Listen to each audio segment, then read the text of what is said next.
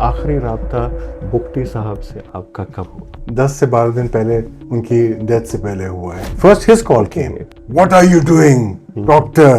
میں نے کہا السلام علیکم نواب صاحب, سب خیریت, میں آپ کی کیا مدد کر سکتا ہوں.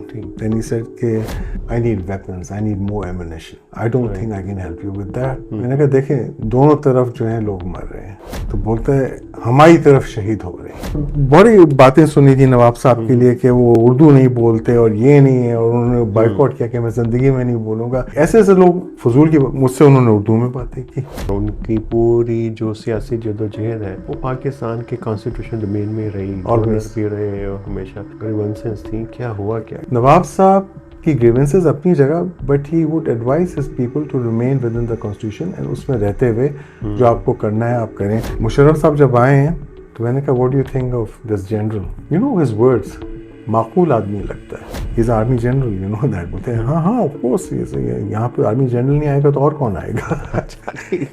نواب صاحب کے بارے میں کہ وہ ایف سی سے زیادہ تنگ تھے فوج کے مقابلے میں. Yes, he had more issues. I think forts ان کا ایشو اتنا نہیں تھا. یو ایس کیوں انٹرسٹڈ تھا؟ اینڈ آئی تھنک یہ جو منرل والی چیز ہے اس وقت بھی ایٹ لیسٹ ٹو نواب صاحب اٹ واز آبویس. پنجابی اور آباد کار وہ ٹارگٹ ہونا شروع ہو گئے. نواب صاحب کے جو اسٹیٹمنٹس ہیں کبھی حمایت نہیں کی کہ یہ اس قسم کی چیزیں ہوں. ہم لوگ لیٹ نائٹ ہماری نشست ہوتی تھی, ایٹ رینڈم ہی would call his friends, 9 out of 10 were Punjabi.